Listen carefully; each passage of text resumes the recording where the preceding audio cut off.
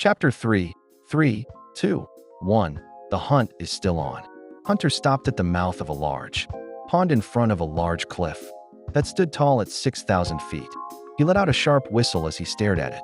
He squatted low to the ground and took off with a sprint up the cliff's face. When he made it to the top, he jumped and landed in front of a dilapidated log cabin.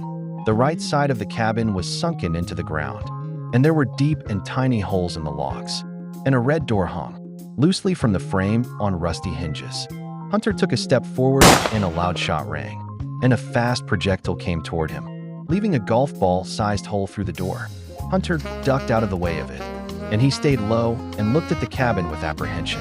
The door fell from the frame, and a gray, cloaked figure barrel rolled out of the tiny house, aiming a slingshot at him. The hood of the cloak shadowed the person's identity. Hunter tried to stand up, but stopped as the figure fired. Another shot from the sling at his feet. The shot left a nice-sized crater behind. Curious, he looked inside the hole and saw a tiny white pebble inside. The figure reached inside the chest, pocket of the cloak, and pulled out another pebble. They loaded it into the sling and took aim. Those last two were warning shots. You move again, and this one goes between your eyes. Now who are you, and what are you doing here? Asked the figure in a deep voice. My name? I go by many, but the elf at the Brisbane Inn decided to call me Hunter, and I am on a job from said elf to kill the threat here. The figure lowered the weapon and placed it inside the chest pocket.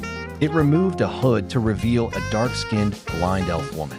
She had a short afro, two large gold hoop earrings in both of her pointed ears, and a pair of bifocal glasses hanging around her neck from twine. Hunter stood up and watched her cautiously as she walked closer toward him. She grabbed his wrists and a smirk appeared on her face, which only grew when her hands trailed down his body to feel the belt. She took a step back and let out a long, relieved sigh. I see it's been 20 years since I felt my creations follow me. She turned around and walked back toward the cabin. She ducked underneath the door frame and disappeared into the house. He followed soon after. He entered the cabin and saw the woman standing in front of a red brick furnace. An oak barrel sat in the middle of the room, next to an anvil, and on top of the anvil was a small sledgehammer.